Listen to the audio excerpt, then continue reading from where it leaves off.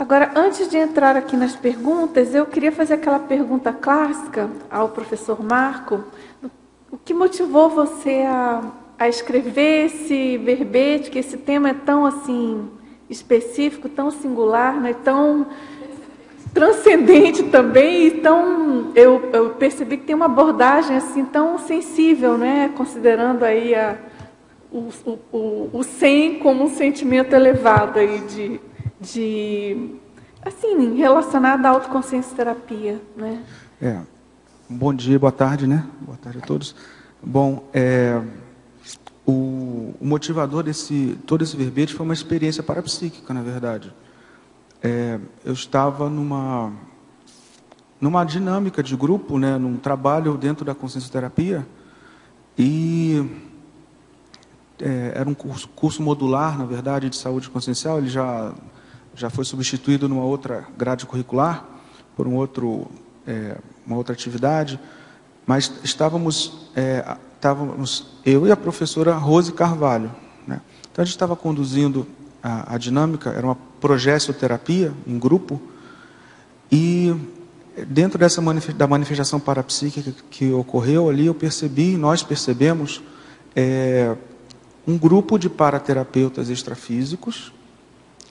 Esses paraterapeutas extrafísicos estavam fazendo um round. Round não é briga. Round no jargão da medicina, é round quando faz aquela rodada, né, aquela rodada nos leitos hospitalares. Então os médicos fazem o round. Uma ronda. A ronda, isso. A ronda, né?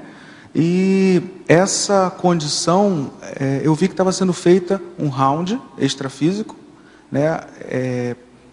Com as pessoas que estavam lá, né, inclusive nós, quem estava conduzindo lá, estava todo mundo no mesmo barco. E uma condição importante foi o seguinte: eu ouvi a condição da paraafetividade. Eu achei aquilo me chamou a atenção. E que nesse round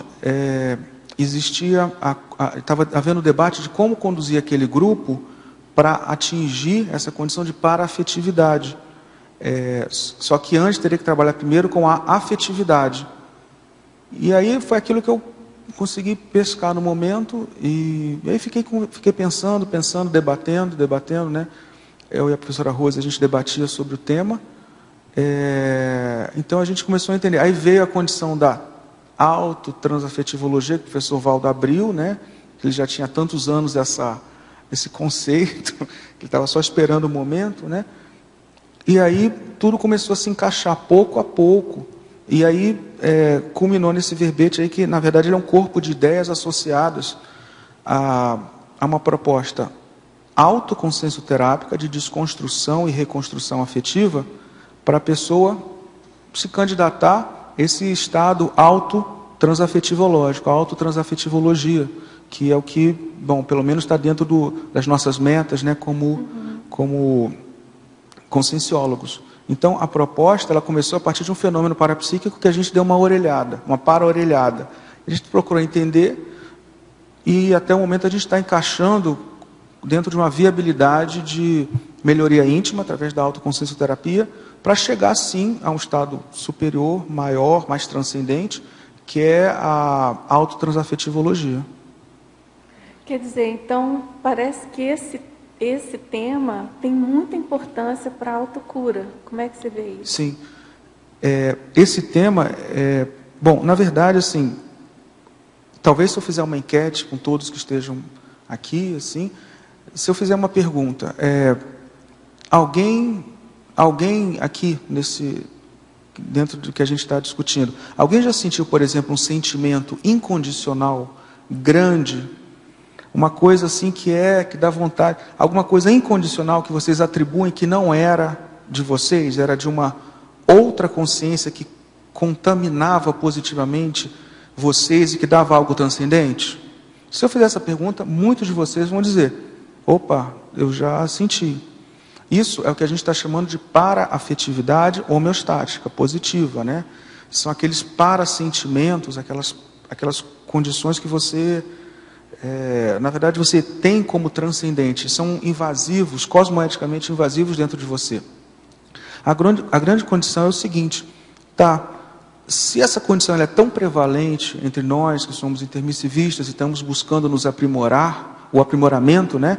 Se isso é tão predominante, por que essa condição ela não é tão utilizada? Eu estou partindo da premissa que ela não é tão utilizada assim, do ponto de vista autoconsciencioterápico, como um padrão, por exemplo, de homeostase, de equilíbrio, de referência para a gente se aprimorar, para a gente, por exemplo, perceber, fazer o cotejo entre esse padrão mais avançado desse sentimento incondicional com que a gente normalmente expressa na SOCIM, né, ou no cotidiano. Então, na verdade, essa condição é trazer a qualificação autoconsciencioterápica para essa experimentação tão comum que é a parafetividade, que é esse sentimento, esse conjunto de sentimentos, de afetos transbordantes, que a gente ouve tanto em relatos, a gente ouve em dinâmicas parapsíquicas, a gente ouve verdade. em cursos. É tão comum as pessoas dizerem, olha, eu senti isso.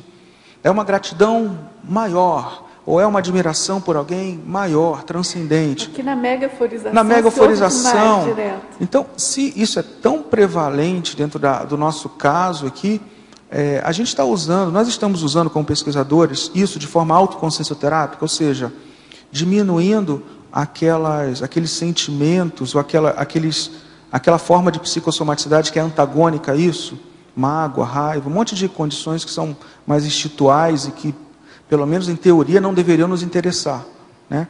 E nós estamos em que nível trazendo esse modelo de pensionização mais avançada para dentro da gente? Então, é essa a condição. E aqui, e também no artigo que eu e a professora Rosa, a gente publicou, está até na bibliografia, a gente traz uma série de proposições em termos de técnicas, tem várias outras, né, que a gente já viu, justamente para promover essa autodesconstrução dentro desse conteúdo do psicossoma, que não nos interessa mais, no sentido de nós nos nortearmos para autotransafetivologia, uma série de condições psicossomáticas não nos interessam mais, né? A gente esquece essas condições no dia a dia, no cotidiano, né? Então, como não esquecer? Como manter firme, cosmoeticamente firme, nesse norte? Então, é autodesconstrução e autorreconstrução cosmoética. Esse tema, ele fala disso. Essa condição incondicional, positiva, nos afetando cosmoeticamente e nos transformando. O professor Valdo, ele comentou na mini tertúlia, nos últimos dias, uma condição que é o exopensene, né? E o exopensene quer dizer aquele pensene que vem de fora do amparador e que muda a vida da gente. Tem um capítulo, se não me engano, é no Homo Sapiens Urbanizatus, que ele coloca a condição da paracognição. Quer dizer, você tem uma apreensão ideativa, quer dizer, uma apreensão do PEN, da ideação, né? A partir de projeção consciente, da visita de comunexo avançado, através do acoplamento com o amparador. Isso é o PEN. A contraparte do SEM seria essa para-afetividade terapêutica, no caso. Deixa eu só complementar, Dulce, só uma pergunta. A para-afetividade, não sei se eu entendi, a para-afetividade você acha que vem antes da autotransafetividade? Ou Eu posso responder, dentro da minha visão, alguém que nitidamente, claramente não está no estado transafetivológico, sou eu. Tá? Então, como eu estou usando? Eu estou usando essa condição da parafetividade como uma hipótese de caminho, de construção para chegar na transafetividade. Isso que eu pensei, pelo que você explicou, porque a parafetividade, do jeito que você falou, são episódios, né? Que você vai adquirindo até você estabelecer. E a autotransafetividade é generalizada. Né? Mas tem uma condição. A parafetividade, ela não é só homeostática, ela é neutra, na verdade. Sim. Essa parafetividade terapêutica, ela é homeostática. Tá. Mas a transafetividade, como a gente pode ver até a parafetividade, como a gente pode ver até na questão aqui da argumentologia, nesses estágios, sim, são colocados aqui também a para-infantilidade. A desconstrução da infantilidade para-afetiva. Por quê? Porque a pessoa ela tem um perfil de pedinte, perfil parapsíquico, muito mais de pedinte, de imaturidade do que de doador. Então, por exemplo, a pessoa que tem medo de consexo, às vezes a consexo está toda pacificada, extremamente cosmoética aberta e a Consim, no caso, ela tem medo simplesmente por um apriorismo parapsíquico, por ser uma consex. Então, isso é um perfil mais de pedinte. Isso é um processo de paraafetividade, mas que gera na Consim uma condição de pedinte, de infantilidade, né? Então, a paraafetividade por si só, sem ter esse conteúdo terapêutico, ela é um fenômeno, ela é neutra. O importante é como é usada essa paraafetividade. Agora, também só para aprofundar na compreensão da proposta, né? Você coloca na definologia que que a paraafetividade terapêutica é o conjunto de ampla modalidade de afetos, humores e sentimentos transcendentes, compondo a psicossomaticidade sadia gerada por fenômenos parapsíquicos, vivenciados pela Consim. Mas quer dizer, continuando também a pergunta da professora Rosa, a tendência é, com as sucessivas autocuras, vamos dizer assim, que isso deixe de pertencer, quer dizer, é em função de fenômenos porque ela é terapêutica, mas a paraafetividade homeostática, com essa sucessão de autocuras, vamos dizer assim, ela passa a ser íncita à consciência, né? Independente da fenomenologia. Ela é dependente do fenômeno porque ela é terapêutica, a proposta é essa. Isso, né? exatamente. Essa que é terapêutica, tá certo? É isso mesmo.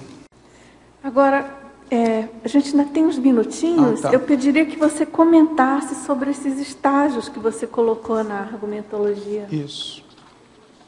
Esses estágios na consciencioterapia. Isso. O que acontece? Tem a ver com essa condição que a gente estava comentando aqui da afetividade, sendo avaliada, da psicossomaticidade, sendo avaliada sobre dois componentes. A Consim mais adulta e a Consim mais infantil. Infantil porque ela vai ter uma menor qualificação, uma menor quantificação também de conteúdos psicossomáticos.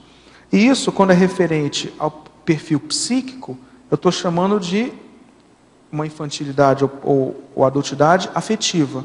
Quando é referente ao perfil parapsíquico, é uma infantilidade ou uma adultidade parapsíquica. Então, por exemplo, a pessoa que ela tem um conteúdo infantil dentro do seu psiquismo, dentro da sua afetividade, ela vai gerar alguns componentes, como esses que estão mencionados no primeiro item: mágoa, melindre, desafeição, ingratidão, a professora Rose colocou bem ali, o descontentamento, a autoinsegurança, o queixismo, aquelas condições mais autorreivindicatórias. Ela está reivindicando mais para si. Tá? Por quê? Porque ela se vê como alguém, pode até não reconhecer, mas ela se vê como alguém necessitado, que precisa de requisições. Isso é típico do perfil monárquico, né, do perfil mais instintivo, instintual da consciência. Então, a pessoa pode, nesses teclados do piano, como eu mencionei anteriormente, ela pode começar a perceber que o perfil psíquico dela pode ser de maior doação.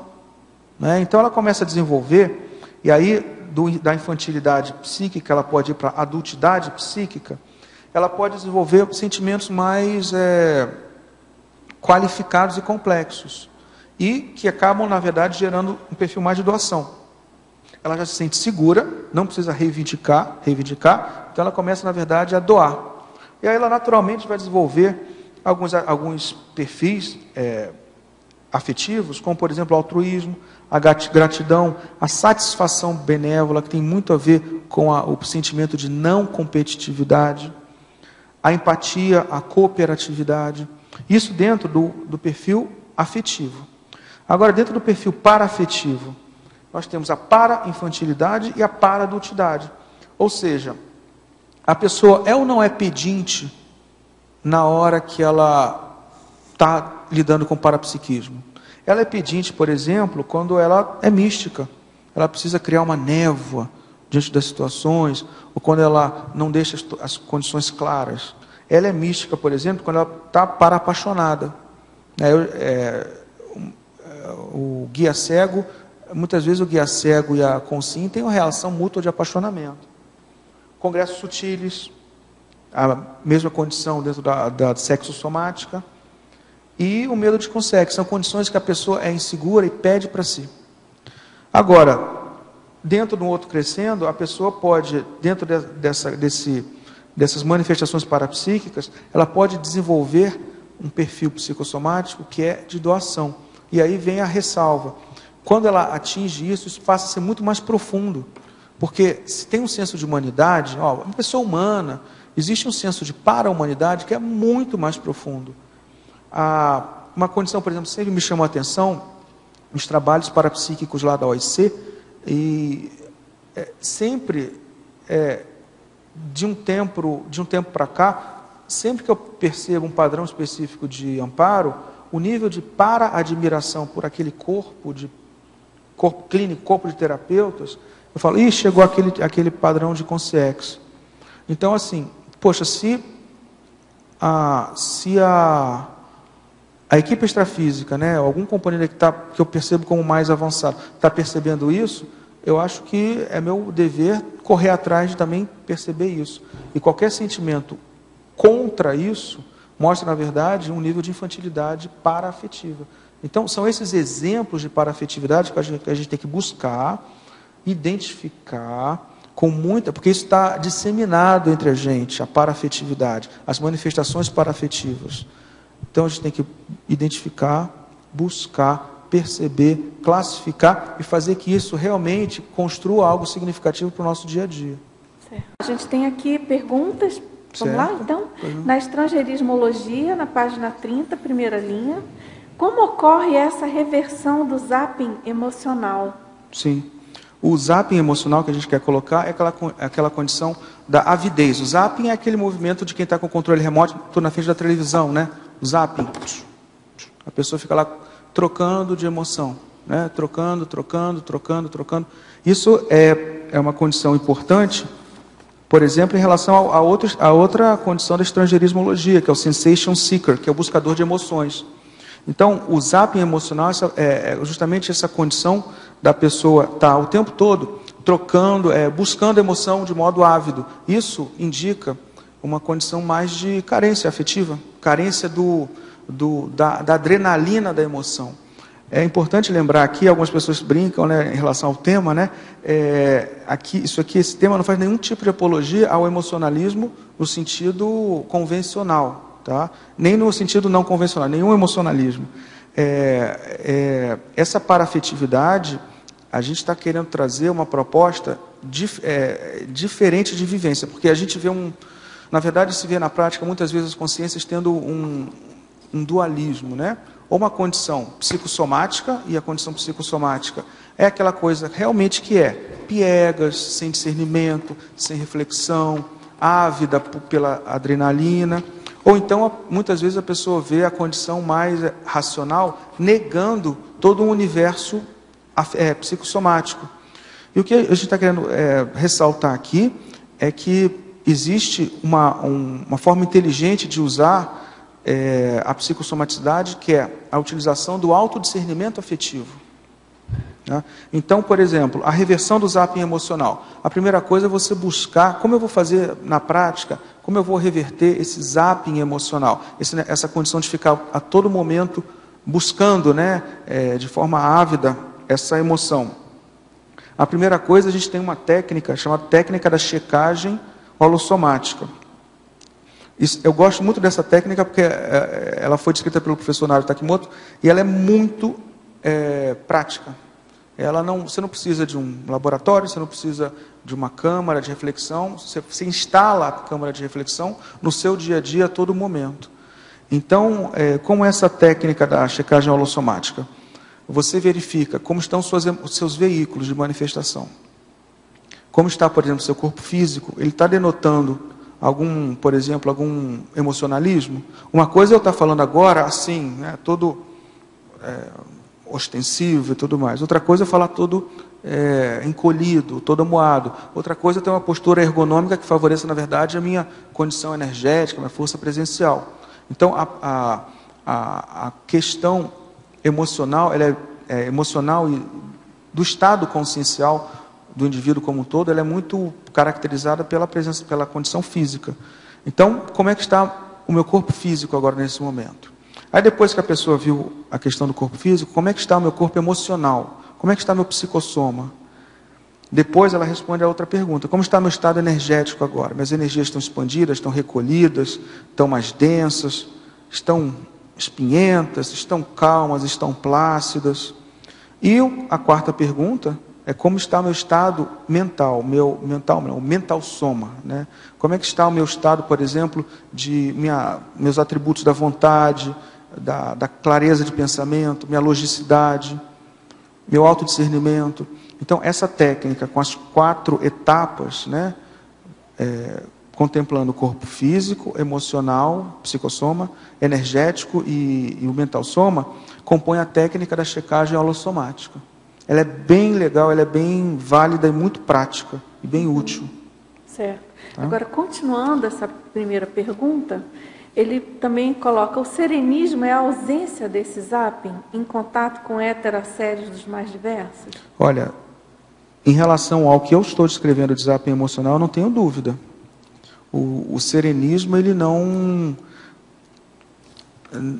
conjumina, não cabe a questão do zapping emocional, porque essa condição, se você lembrar, até às vezes aparece até em propaganda como é que é o zapeiro, o zapeador, aquela pessoa que faz o zapping emocional. Geralmente é aquela pessoa que está meio carente afetivo, tem um rebaixamento, né, do humor. Já tem estudos dentro da psicologia mostrando que a grande maioria das pessoas, quando está em períodos prolongados de assistindo televisão, tem um rebaixamento fisiológico do humor. Então, aquela pessoa zapeando lá, aquela pessoa meio distímica, meio apática, isso, procurando alguma coisa para ela se entreter e dar aquela vivacidade do próprio humor. Então, isso realmente é totalmente antagônico ao conceito de serenismo, né?